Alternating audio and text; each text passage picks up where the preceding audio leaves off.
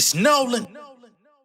Now, before we get started, make sure y'all hitting that like button. Make sure y'all sharing it on your respective platforms. Let somebody know what we're doing today. Now, let's get into the show. Hey, heard y'all was rapping, but nobody called me. That shit is not so acceptable. Started your album, that shit was a dud. I fed all that trash to receptacle. But I've been after my revenue, watching these artists that's slacking respectable. Niggas come rap on my interlude, y'all should sell back on the avenue. I am an animal, raising my attitude. Chasing my paper, dog, I'm on the rise like a latitude. Whole nother magnitude, upgrading my status. My sentence begin with that capital. This is an alley-oop. 360, I bang at you when the 360 your range. But you rappers officially faking. This shit is a statement, but if you can't hear me, you tanking. People keep asking for tips. I feel like I'm glad it's the pips. But like I'm Lillard, you rappers ain't worth the assist. Suggest that you pay me your tips. My shit is legit, but I was struggling, hustling, frying the chicken, applying the sauce. Got a position to fire my boss, so who really care if I'm not yet a star? Just rhyming the cars, catching my wave, you about to get mossed. Terror lawns, I done kept it going, had to weather storms, now I'm knocking them off. Stats showing that I'm Hall of Fame, y'all part of games, got the trap jumping like House of Pain. Y'all contract came with ball and chain, you don't got the right to even talk the same. Man, I'm sick of these niggas clinging to numbers, never could eat in this jungle. We talking about hits, niggas ain't even some bunners. I'm rapping for people that's something, we talking about bitch. Niggas can't even get fresh, you want the procedure for stunting. These rappers ain't shit, but I'm so sick of this game. Can't stomach what this is becoming. I'm out of your league, swinging them out of your reach. Shadow boxing with the guard, send deposits to the squad. Still I'm out here with the boss. Niggas sleeping, I ain't even tripping. They be missing work with no alarms. Niggas say they living large, but chill with they girl and got hoes in they drawers. You niggas is frauds, murderer, I never heard of them. Jugging the game like a burglar, throw out that shit that they serving up. Carry this burden, delivering the order like couriers. Word to my mama, I bury the drama. Been watching your flaws, I'm observing them. I'm over the fuckery vertical, wrapping these circles around them like vertigo. Whoa. What's going on, beautiful people? It's the kid J Nolan here. Welcome back to another episode of Inside the Industry, your number one source for music, entertainment, commentary, and breakdowns. Hope everybody's doing well out there this evening. In this video, we have a little bit more information about J. Cole and the fall off. As a matter of fact, we actually have J. Cole literally speaking for the first time. I can't tell you the last time a J. Cole interview has surfaced. We don't have video, but we do have audio from a forthcoming interview where I guess J. Cole is going to be going in depth about the fall off, the construction of the album, the creation, the themes, the mindset going into it, all of those different things. But we do have an explanation in particular for the song that we heard just about a week ago, Disc 2, Track 2. I want to go ahead and address the elephant in the room.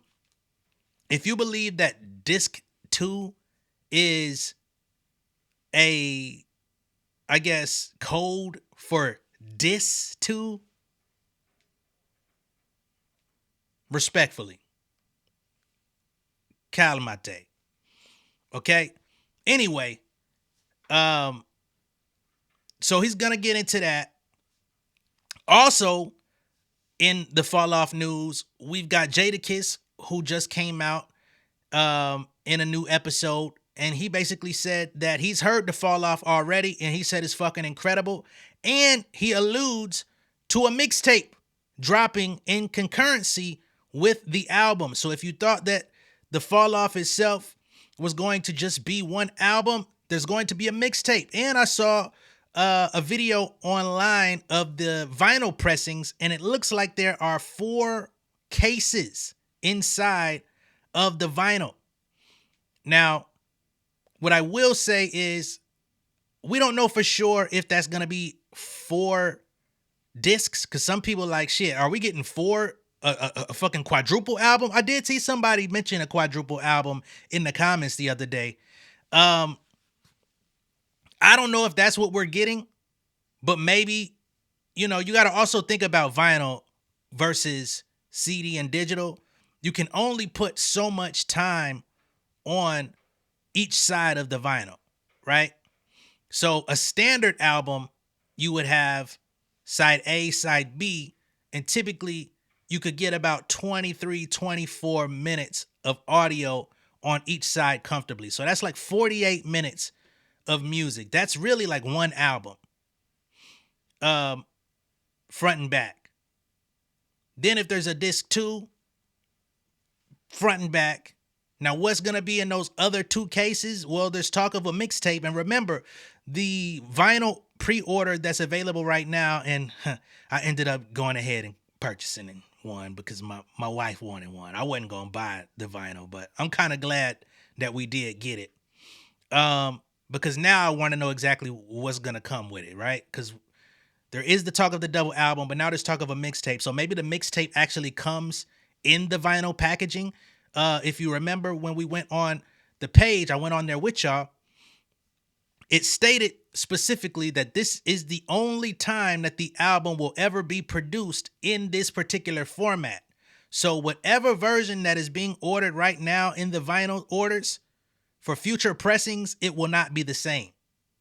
So perhaps the mixtape is going to come with it. And the last case, I don't know what'll be in there. I don't know if you're going to get like some outtakes, some unreleased music that was supposed to, maybe it could be music that was intended for the fall off, because we've heard multiple songs on each project in the interim that was supposed to go on the fall off, but they made their way onto other projects. So what if he also puts together a compilation of all the songs that were originally intended to be on the fall off, but they were released in other projects? That could also be the fourth iteration. I don't know. I'm just spitballing with ideas. Or it could, for all intents and purposes, be a fucking quadruple album, and that's just what it is. I don't know. To go out with 4 discs would be fucking crazy. Like, nigga, y'all thought I was leaving? I got more shit. I got more shit. I ain't nothing. What, nigga? I'm gonna serve y'all niggas for the rest of y'all life. Y'all gonna have something to come back to.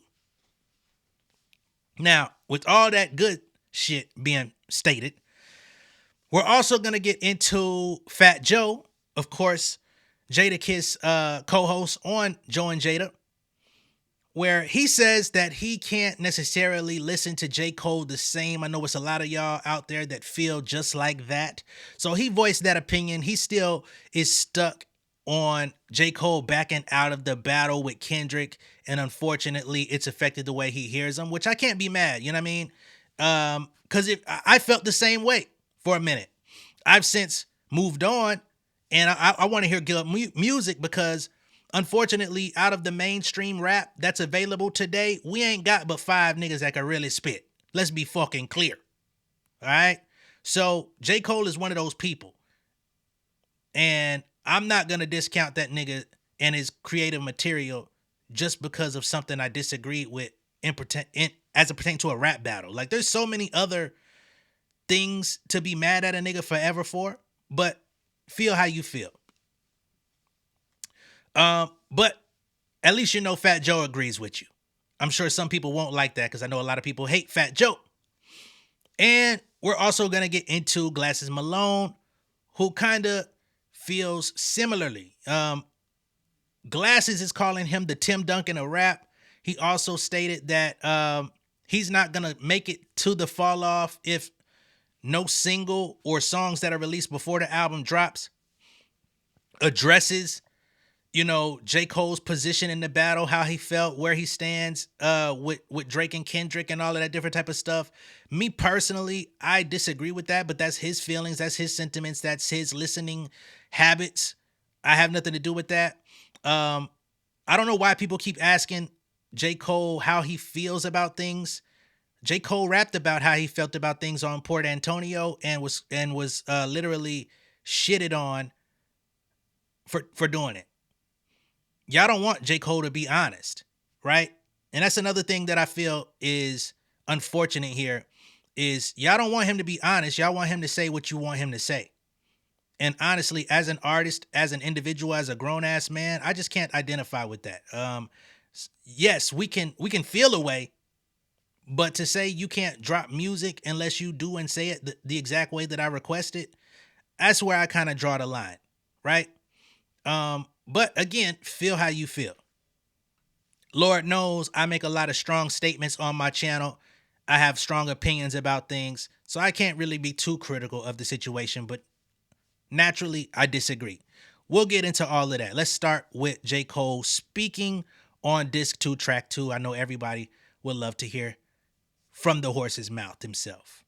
And since there's no video, I'm just gonna put this in the corner here rather than going full screen with the Twitter shit. But here we go. You did your life story on that fucking single. That's some wild Ooh, shit. thank you, bro. That's some wild and Thank you. in that style, in that way, maintaining that pattern. Thank you, Which bro. is the fucking The rhyme scheme. Yeah, the rhyme scheme. Thank you. Not easy work and work that No. comes from rigor. And I want to address that too, because I seen somebody say him keeping the rhyme scheme going the whole time was lazy. I would love to see anybody who feels like it was lazy to go in the studio and write a rap for 3-4 minutes, keeping the rhyme scheme while having different internal rhyme schemes and coming back to the rhyme scheme at the end for 4 minutes straight, not using the same words, not using the same lines, not using the same punchlines. Anybody that's ever rapped knows how complicated that is. But just because we get online and can have opinions, we can now say that's lazy. Hell no. All right? I'm sorry. I just had to put that in there. one pushing themselves. And that was such an enjoyable day. You're absolutely right. Thank you. And the day, I will never forget. I remember writing songs, especially with the great ones, you know what I mean? But I remember those like how people remember like scoring game-winning touchdowns. You know, that was so much time spent downstairs in my crib in the studio while the kids are at school, sitting in one spot, like putting a puzzle together. So enjoyable. So enjoyable. It took so much time. But I don't say that to say like it was like work. It was like putting a puzzle together to challenge myself. When I got to that second line, I didn't even know what it was going to be until I said, I persevered through the worst. Now I'm just rhyming. I persevered through the worst. My thirst to adhere was a curse. My life, I see it in reverse. My life, I see it in reverse. And it's like, what if? What if? These are patterns. Yeah. I persevered through the worst. Okay. My thirst to adhere was a curse. My life, I see it in reverse. Oh, my life, I see it. These are fucking patterns. Persevere through the worst. That's like a 5 or 6. I didn't even count it right. Persevere through the worst. That's a 6 pattern. My life, I see it in reverse. That's a 5 pattern. You come up with a 6 and a 5 pattern and do that shit for 4 minutes and come tell me how that shit came out. And then tell the story of your life while you're doing it. In reverse, by the way. What are we talking about? In reverse. The driver steered to the church. Oh, no. And at that moment, I get scared. I get excited and scared simultaneously. I get excited because I go, yo, what if? Like, what if you could do this whole rhyme about your life story in reverse? But you got to keep, I'm setting rules. You can't cheat. You got to keep persevere through the worst. You got to keep 4 syllables minimum. What if? And I get excited because I'm like, oh, that'd be so amazing. But then the fear comes of like, almost a voice of like, don't even try it, nigga. Like, yo, why? Like, you know that's not possible. There's not enough rhymes. Yeah. To keep it clear and to keep it the way you want to do it, stop, bro. And then the other voice is like, yeah, but what if, though? Like, nah, like, yo. And at that moment, I'm giving myself a door. I can leave and give myself leave, or I could just take the mission on some GTA shit or something. And I take the mission and I go, okay, the driver steered to the church. Something here to the first. My grandkids carried the coffin to the altar as they burst into tears from the shirts. Oh my God, the tears rise from the sides of the face and into the eyes is piercing with hurt. Fast forward 60 years, I got verse of the year. My purpose is clear as to murk whoever dare flirt with death, the best alive. And what you now hear is the work. And I'm sitting there, and mind you, it didn't come as quick as I just rapped it to you. And then in some of the internals, he's doing it twice with the pattern. Y'all just heard that shit? He did it twice. Like, this is some rap shit. This is beyond, you know what I mean? I get it. But the nigga did it twice. So you gotta not only keep the pattern going from each bar, but the nigga used a pattern twice in one bar while keeping the pattern.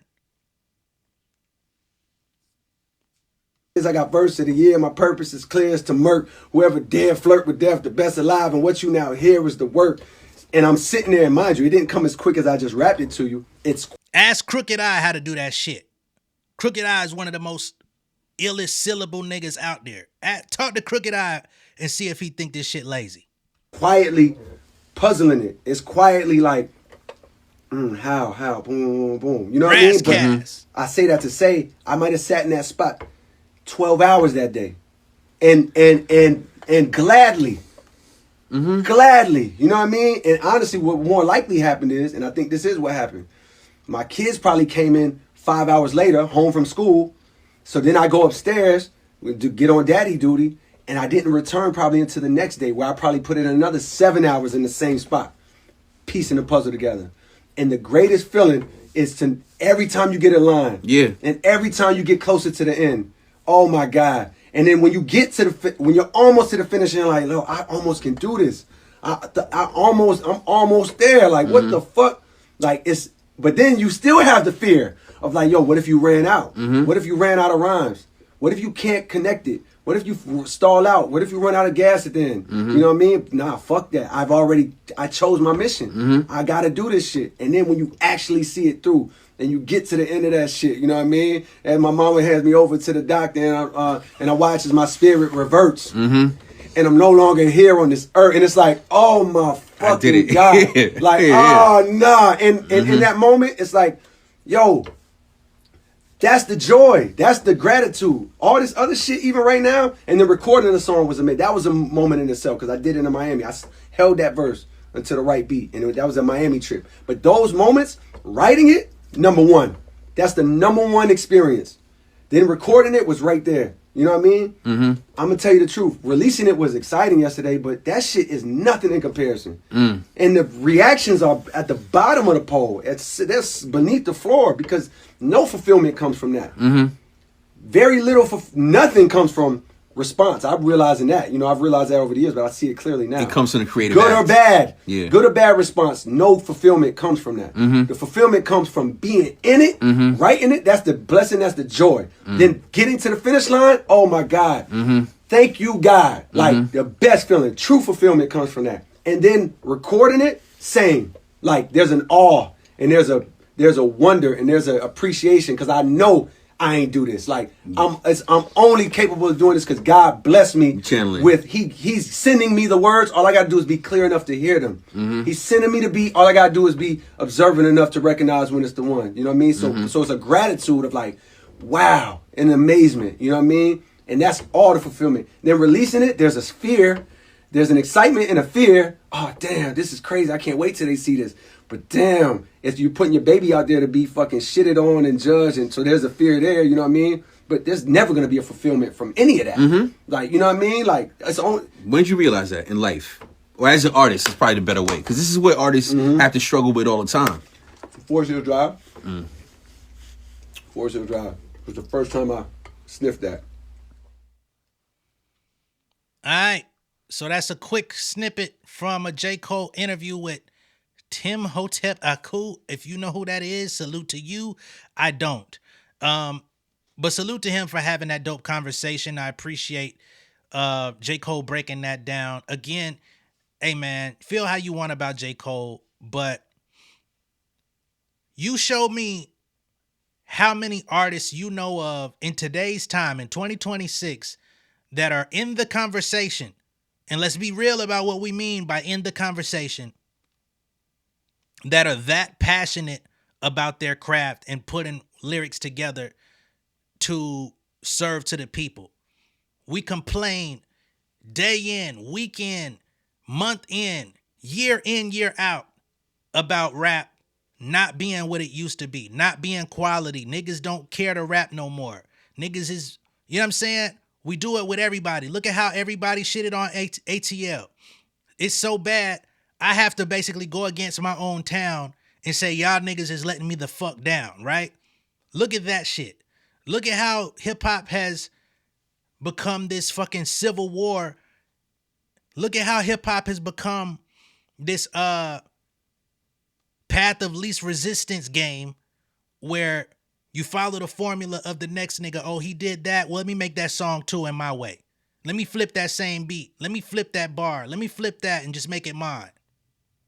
But when a nigga come to you with original ideas, and I hate to have to come across like I'm some type of J. Cole Avenger, because I'm not even the biggest J. Cole fan in the world. I've always told y'all I'm a much bigger fan of Kendrick Lamar than J. Cole, but J. Cole is elite.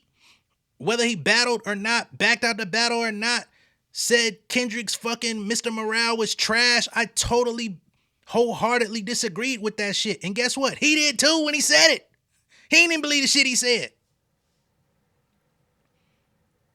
But I'm telling y'all, man, it's not too many niggas that are going to do this and take 2 days to write a rhyme. These niggas ain't even writing rhymes no more, remember? Punch in, punchinellas. Let's proceed with the show. So here we get to Joe and Jada. Jadakiss says he heard J. Cole's new music and claims both the Fall Off and a separate mixtape are coming. He's got a project coming out called The Fall Off, and he's got a mixtape where he used some of the Locks beats. So he finna go crazy on some Locks beats. Cole is coming back in a major way. He's coming crazy. That would be a pause. Let's continue. Shout out to J. Cole. He got project coming out called The Fall Off, and he got a mixtape where he used some of the Locks. He rhymed over Money, Power, Respect, and he rhymed over Can I Live. Killed them shits. So is this going to be like a follow up to the warm up and all that shit to come up the warm up? What was before? You got Friday Night Lights. You got fucking Truly Yours. I don't know. Is he gonna return to like that series, the warm up series, to come up the warm up all that shit? This is gonna be it. Cole is coming back in a major way. Do we look at him the same, being that they screwed his head off the big three? You hear his bars, all of that shit don't matter. It's over. He's coming crazy. Cause let me tell you something, man. They screwed his head off the big three. Is he in the big three? I don't like that terminology, cool. So give me a pass. But they better screw his shit back on after you. Listen, let me tell you something. The Locks, no matter what you call it, in your biggest heyday, no matter what, right. It's all about the music. You going off the internet. I'm not going off the internet. I'm talking. Head ports got to go back on where I'm talking about hip hop, right? So what I'm saying to you is, you guys were fucking miniature compared to 50 Cent just sold 30 million records. You went at him. You went to the yard with the sword. Answering your own question. What's that? He could sell 100 million. The bars and the power of the people in the street made all of that shit irrelevant. He didn't come outside to Jada. It's all in the music. You talk about knocking him out the park and this and that and that and this. I gotta hear it. He got some shit. You know what I mean? Are you ever thinking of selling your catalog? I think about it every day. Well, I got the... All right. So, as you can see, Jadakiss is not trying to hear none of that shit. Fat Joe is like, he ain't come outside. He didn't do this. He didn't do that. And one thing that I can say about Fat Joe and Jadakiss is, of course, he was referring to 50 Cent selling 30 million records or whatever it was when the beef jumped off. Because, when 50 dropped The Massacre, one of the first songs to come out was Piggy Bank, where he was shooting at all them niggas for standing with Ja Rule. Fat Joe released a diss record that nobody remembers called My Fo Fo Fo Fo Fo Fo. He took a Scott Storch beat, diss 50. It wasn't all that great, but he tried. He at least got in the ring. I don't know if 50 ever responded again to Fat Joe. I think he looked at it and laughed and went about his business. But again, he at least went out and swung, and he didn't apologize for it. I give him that. He did reconcile with 50 years later, just like the Jadakiss and the Locks did. Now, on the other side of the spectrum, we got Jadakiss and D-Block. And what they did when 50 Cent decided to take aim at them is them niggas put out mixtapes worth of material, shitting on that nigga for weeks, months, and just put a professional onslaught on that nigga's head. Got rich and still lying, the whole shit. Even fucking J Hood was getting a piece of it. And tell me where J Hood is today. I actually, no, last time I seen him, he was rapping like Cassidy. But even J Hood got a piece of it. Sheik Luch, Styles P. So they went through their trials and tribulations. They put their battle on the line. But the difference is, and this is something that we all have never seen, I gotta be honest, at least to my knowledge, is where somebody that you really consider your dog, and it ain't nothing real, and y'all gotta go at it. I can understand a bit of hesitancy. You know what I'm saying? I know nobody wants to give him a pass no more, but I get it. Hey, I remember you was conflicted, misusing your influence. Sometimes I did the same. That nigga was conflicted, man. But at the end of the day, I just want to hear the music. I don't sit around and think about Jay-Z versus Nas every fucking day. You know what I mean? I feel like it's kind of in tandem. It's got a lot more roots to it, of course, but I don't think about that shit every day for the rest of my life, honestly. I don't want to think about that shit every day. And last but not least, we'll get to Glasses Malone and Trap, where Glasses calls J. Cole the Tim Duncan of the rap game, which personally, I don't believe that's a diss. Tim Duncan got 5 chips and is undefeated in NBA Finals. Look it up. But let's hear his explanation. Listen, J. Cole is Tim Duncan. His game is fundamentally sound. Right? What's his bank shot? What's his bank shot? What's his bank shot? His bank shot is just rapping. I mean, it's smooth. You know what I mean? He just smooth. It's fundamentally sound. J. Cole is fundamentally sound. J. Cole ain't got no post-up game. He ain't no, got he don't got no post-up. He got a little post-up. J. Cole could do. Look, J. Cole as a creative, you know what is his post-up? Trap, you got to stop, man. Like if we're talking, God damn it, man. Whoa. Am I turning into Caleb? Wait. Damn. If we're going to compare J. Cole to Tim Duncan and then say he ain't got no post-up game, Tim Duncan had a post-up game. Tim Duncan, a bang on your ass and not celebrate. Pause. Meant dunk. Tim Duncan had a jump hook. Tim Duncan had the crazy mid-range. Tim Duncan had the motherfucking bank shot that y'all referenced. Tim Duncan had defense. I could have swore he was all-team defense multiple times. Block your shit out the sky, nigga. There was the Twin Towers, him and David Robinson. And he won a chip in his latter years, too, on his way out. So, let's get back to it. Game, he don't even be using it often, but it's like when he make them hit records. That's like his little post-up. That's his little post-up. You get a little closer, hit you with a bucket. Smooth. You know what I mean? And it's like people that are fans of J. Cole are fans of Tim Duncan. Probably not. It's a level of success, but Tim ain't Kobe. That's true. Tim is Kobe. No. Tim is Tim. He's a successful top tier guy. Fair. Kobe is endeared to the public. You know what I'm saying? Like niggas ain't endeared to Tim Duncan. Like, niggas ain't. I think that's super unfair. Today, you're accurate. 4 years ago, absolutely not. When the off season came out, that was a big moment. KOD came out, although it was that was a big moment. 2014 Forest Hills Drive, big moment. All right.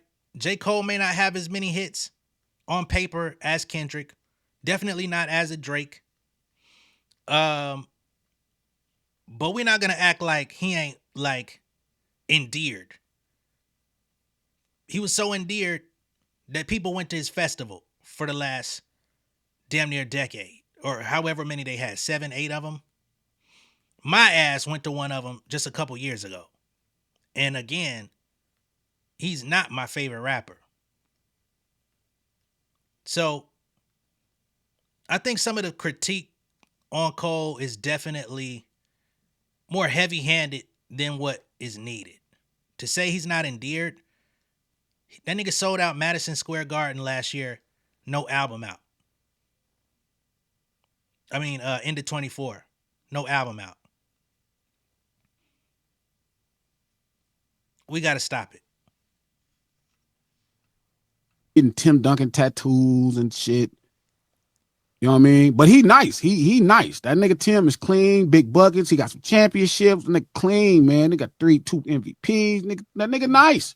She got the But same amount of. that's J. Cole. So when I listen to J. Cole rap, when I listen to J. Cole rap, I hear a fundamentally sound MC and record maker.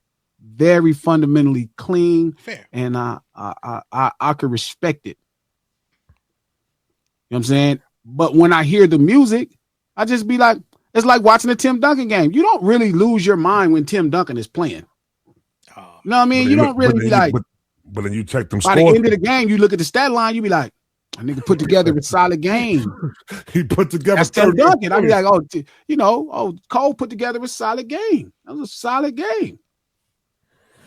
Honestly, I feel like if you want to throw a backhanded compliment at J. Cole, I think you should have gave him AD. I think you should have gave him Anthony Davis. Anthony Davis is kind of reminiscent of Tim Duncan in a way. It's not super powerful, about same size. Mid-range. Davis gonna take more threes. Can dunk on you.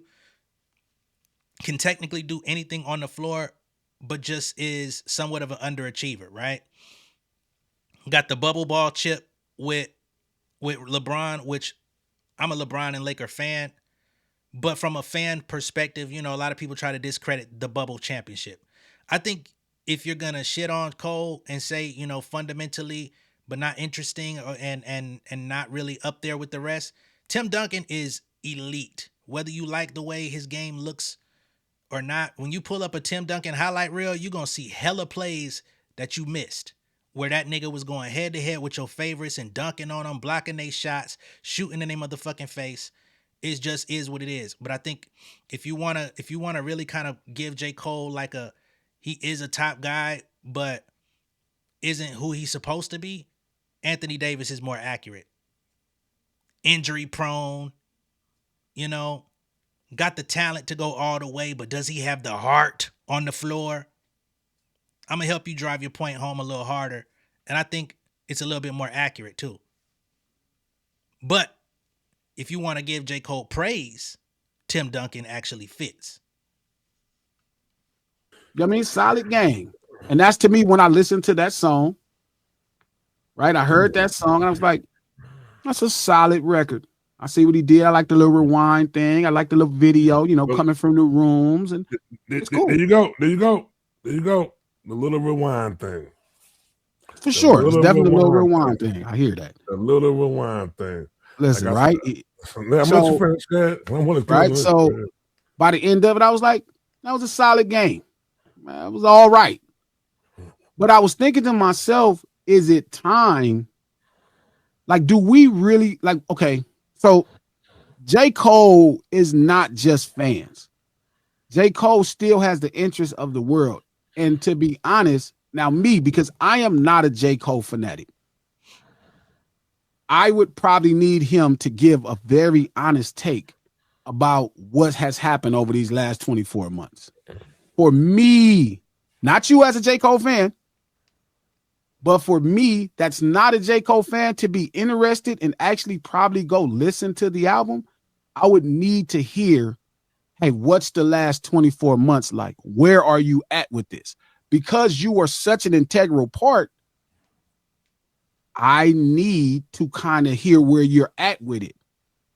And the more authentic it is going to determine how far I get into the album or if I want to listen to the album. But if it's like you think you can proceed on with your career and I would be vested in it, or me as not a J. Cole fan, right? As a respect of your ability, if I was to vest interest in it, you know what I mean? I would probably need you to catch me up to date. Let me ask you a question, right? Now, in all fairness, we don't know what J. Cole is going to talk about on this album. We know it's a minimum of 2 discs. I'm sure he's going to catch us up to date with something on the album to give us a glimpse into where he stands and a glimpse into how maybe he's felt treated by the overall,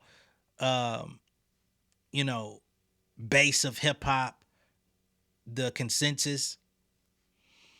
But honestly, again, like I said at the top of the video, you want J. Cole to catch you up But then if J. Cole wholeheartedly just start going out and being like, man, these fuck niggas got me fucked up, saying I was, you know what I mean? And then he start going in a direction that you don't like, you ain't gonna do nothing but shit on him some more. Oh, here he is poking his chest out like he could go at Kendrick. Oh, here he is poking his chest out like he really the best. Oh, here he is. You know what I'm saying? The nigga said I wouldn't have lost a battle. I would have lost a bro. I personally understood that as, yo, the greater situation is remaining solid with my homie, right? Maybe he could have worded it differently, because I know everybody's holding on to the I wouldn't have lost the battle. But I don't think that was the operative part of the statement, right? That's the part people held on to. But the part of the statement was, nigga, if I would have engaged in this situation, it would have been bigger than losing that battle. I would have lost a bro, which we don't even know. Like, I don't know if he lost a bro for real, or if him and Kendrick are still solid behind the scenes and we just don't fucking know. And I think that's the other side of the coin that remains unknown, but it's always jumped to the conclusion that they're like sworn enemies or something, which I personally don't believe, because Kendrick came out and said you did Cole foul. I don't know why you're still pretending. Like, he still showed a level of empathy for Cole in the moment, right? But then when his album dropped, everybody wanted to fill in that blank line like it was a shot at Cole. I don't know. Until somebody that was in that session, or until the unredacted version of that song comes out, we don't even know if that bar on Whacked Out Murals was aimed at Cole. But everybody want to say, I made the born sinner ask me for forgiveness, right? We don't know if the nigga said that. But I think at the end of the day, again, and I'm being as objective as I possibly can because I'm a fan of both of these niggas, as in Kendrick and Cole. But I'm not holding him to the standard of he has to live his life based on 2024 and give us an update on like what he ate for breakfast when he went on stage at the Dreamville Fest, what phone calls he made, how much trepidation he was feeling, how many sweat trickles came down his face while he was holding on to the mic, how he went home and threw up, mom spaghetti, woke up still shivering. He heard Not Like Us come out and goddamn slept under his car. Like, I don't want to hear that shit, man. Oh, man. But much love and respect to everybody. Y'all come here to hear my opinion. I know y'all gonna disagree with me. It's all good. At the end of the day, I just want to hear high quality rap. We don't have enough high quality rap out there. And deliver that, tell your story. Give us some shit that we haven't heard before. I will request that. Give us some shit we haven't heard before. Don't rekindle old flames. But again, there's plenty of music that's going to be coming from his direction. I'm sure there's going to be more than enough that's actually going to fit my palate. All right? Let me know what y'all think of all this down below in the comments. Be sure to like and share this video. If this is your first time seeing me on YouTube, go ahead and subscribe to the channel, become an insider. I will see y'all on the next one. We got more content on the way. Much love and respect. Thank you for tuning in to The World is a Ghetto. I greatly appreciate y'all. Those of y'all that hyped it, those of y'all that shared it, those of y'all that told others about it. Yo, I really appreciate y'all. Peace.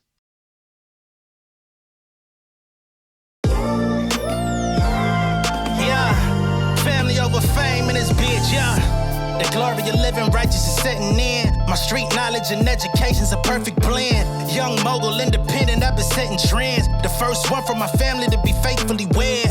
Fuck niggas and the horses that they riding on. I see this shit from all angles like a polygon. I'll never politic and the drama be piling on. Father and great son acknowledged like I'm Bobby Bonds. Conversation with my lady about the paper route. 5 sit bank accounts every day I make it count. They down talking my commentary for hating now. Well, I can take it cause I'm bodying your favorite now, please. I can do this shit in my sleep. I been writing for these niggas, y'all read it and weep. I been fighting these niggas if you speak on the street. I'll turn your birthday party into New Year's Eve. Don't let me take it there. We ain't playing fair. This the ATL, Southside nigga moving furniture like Wayfair. Life on hold, no insurance for your healthcare. Lifeline gone, so you wanna be a millionaire?